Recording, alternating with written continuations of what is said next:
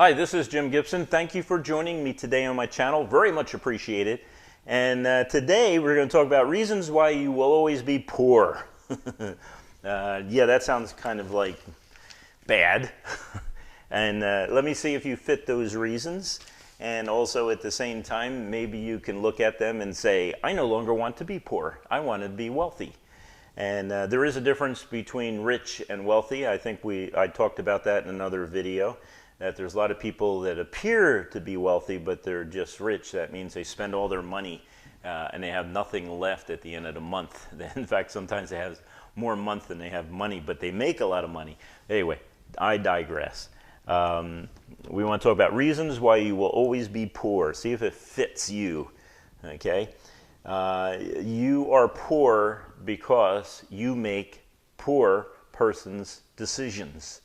You make horrible decisions. It is your responsibility. And I know some people are going to send me some messages and disagree with me on that, but you have to take responsibility for your life. You're the only one that can change you, and nothing happens until you change. But when you change, other things change. So let's talk about you being poor and why you'll always be poor.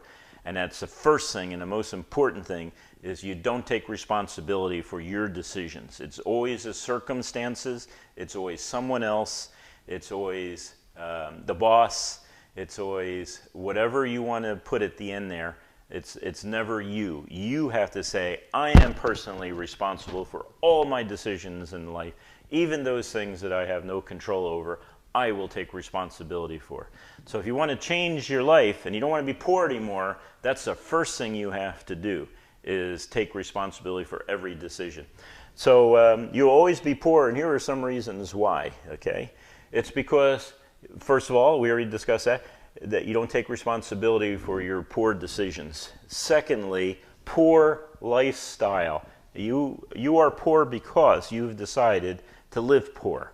And now you might think that you're living high on the hog and things like that, but really you're living poor. Is your credit cards maxed out? You're living poor. Are you allowing your credit cards to get maxed out?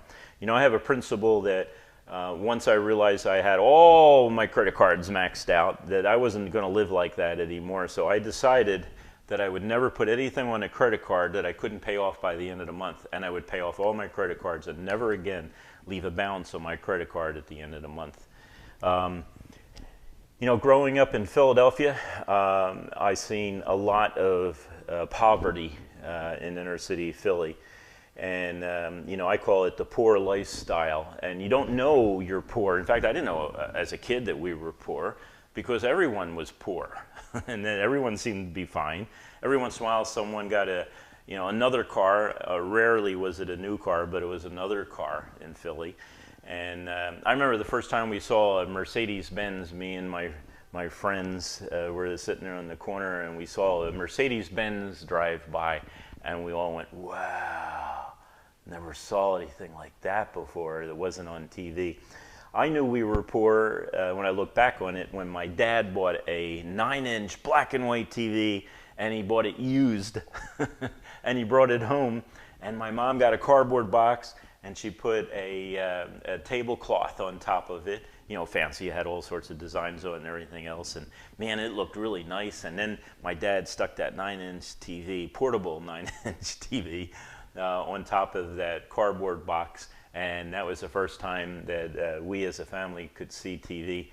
And I just remember that. And I remember my dad bringing home that 9-inch TV. I remember my sister getting caught up in Bandstand every night, or every day when she came home from school. She had to dance with Bandstand. So I remember her doing that.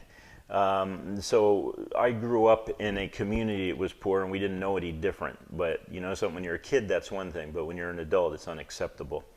So let me give you some other indications that you have a poor lifestyle.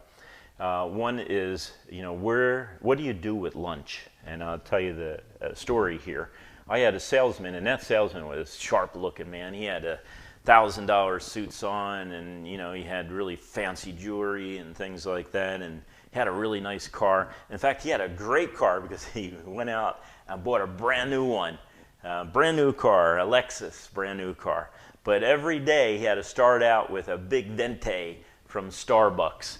And when he'd get this venti from Starbucks at lunch, he would go out and go to a sit-down lunch. And then in the afternoon, he'd go out and get his second venti of the day and enjoy that. So he came to the conclusion, one day he came into my office and he said, you know, Jim, I'm just having a rough time with my finances. I'm wondering if you would give me an advance. And I said, absolutely. He was a good guy. He was okay as a salesman, but I knew he could pay it back. How's that? Wouldn't do it today, knowing what I know now, and I wouldn't recommend that to a business owner, to give advances out and pay, because you're feeding someone who has poor financial management. So I would not advise it today. But he went out, he got himself a brand new Lexus. This is his second Lexus now. The one he had wasn't that old, maybe a year or two old. He went out and bought a brand new one. And then about 2 weeks later, he declared bankruptcy. And he came to me and he handed me the bankruptcy form. And he said, you know, the judge says, I don't owe you my advancement anymore. Well, I did owe him an exit out the door because that was unethical, what he did. But he would spend a lot of time with that lunch. Now, what I would do is I would bring my lunch in a paper bag, peanut butter and jelly sandwich, stuff like that, because I did not want to waste my time or my money eating out at restaurants every single day. And I brewed my own coffee. So I had a different viewpoint of finances. I'd rather save that money and pay down some more debt, or put it aside so that I could at the same time have a decent future, rather than waste it on something frivolous like lunch. How about your credit cards? Your credit card's maxed out? That's another indication that you have a poor lifestyle. You got to have the newest, greatest phone from Apple. Stand in line, waste your life, get the latest, greatest. How about big vacations, man? I hear people talk about their vacations. Oh yeah, my husband and I went here, and you know, we just had a great time at this resort and everything else, and it was wonderful. And I hear people say that all the time. But they're exhibiting a poor lifestyle that will never help them get ahead. Now, once you get ahead, and you're making millions of dollars, if you want to, you know, go for the big vacation, go for the big vacation. That's great. But putting it on credit cards or borrowing money or wasting every dime you got to spend your time there in Hawaii for 2 weeks and act like you're some sort of millionaire or multimillionaire is another story. You know, the next thing is you're always looking for something free. My mom and dad, you know, I appreciated my mom and dad and what they taught me and things like that, but my mom in particular was always interested in free. What can I get from the government? And she found out that if you go down to a certain place, you drive there at 7, 8 o'clock in the morning, and you stand in line, you can get free cheese. So my mom and dad went down to get what looked like about maybe a couple pounds of cheese for free. And they left early in the morning and didn't get back to early afternoon. And my mom paraded around with this big thing of cheese as if it was a trophy. It was free. We got free cheese, man. I knew we were poor because my mom would take a gallon of milk and she'd take a gallon jug of water and she'd mix in the water the powdered milk, and then she would mix them together. So it was half milk and half powdered milk. I didn't care, it was just milk. But I knew she was trying to save money. But she would spend money on lotto. Lotto, is that what it is? Gambling? I never bought a lottery ticket in my entire life. Never bought a lottery ticket. But she would spend money each week, and she taught me what a waste of time that was, because I don't think she ever won the lottery. Spending the money, it was $20, $30, $40 a week or whatever she spent on it. And even as a kid, I knew that was a waste of time. And I said to my mom, why don't you take the money and just put it in the bank? And she said, shut up. I said, yes, ma'am. I'll shut up. So they're always looking for the freebies, and they're always looking for the guaranteed money. Now, what I mean by guaranteed money is I had an uncle who was on welfare, and he taught me a lot. He taught me things not to do, and the lifestyle I did not want. But he was on welfare, he lived in government housing, and he lived with his girlfriend, which was really his wife. He lived with her for 15 years. They loved each other. They had a kid, but they were both on welfare, and they were refusing to get off welfare or try to do better or anything else. You just sit around all day smoking and drinking coffee and beer and stuff like that. But it was guaranteed money that he didn't have to work for. And he was afraid that if he went out and got a job, he'd lose it.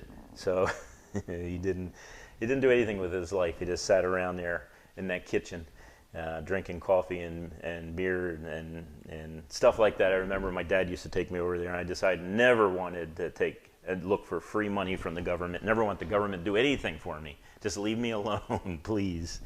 So there's things you have to change, and the first thing you have to change is you have to decide that you don't want to live like this anymore. You don't want to live in debt. You don't want to live not getting ahead in life. You have to make that decision.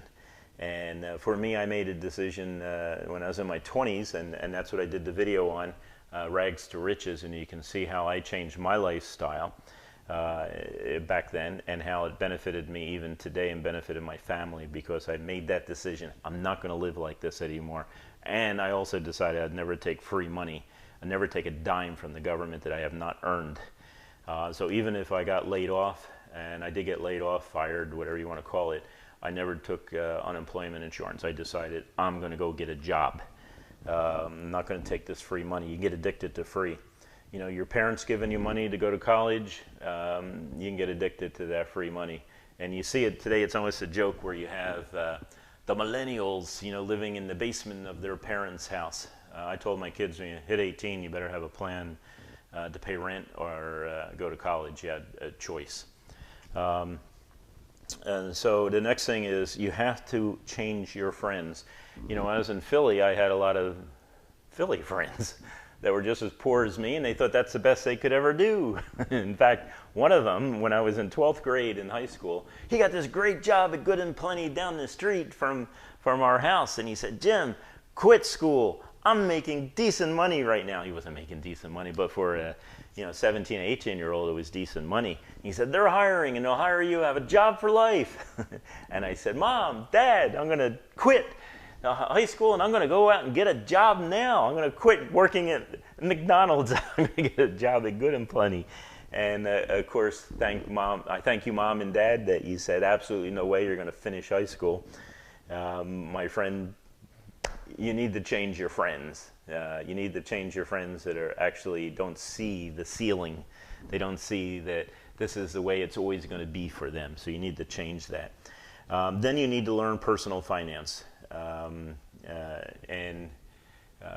I would recommend that you get the Ramsey book, and I'll put a link down below. I think that's an excellent book on personal finance.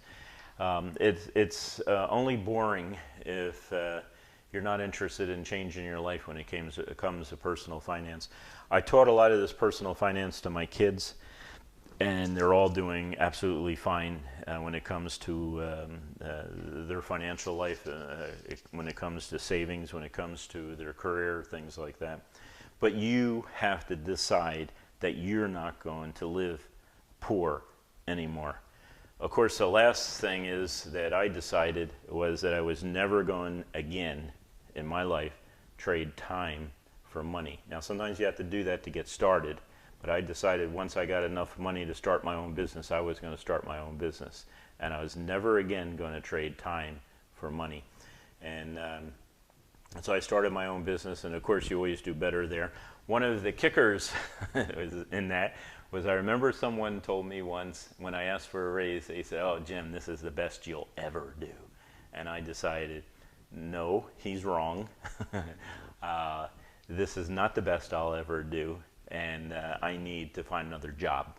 So to make a long story short, learn personal finance, change your friends, decide to make a change, and never, once you get to the point where you can do this, never trade your time for money. Start a business. Give me a thumbs up. Give me and subscribe, please. If you like what you just heard, please subscribe.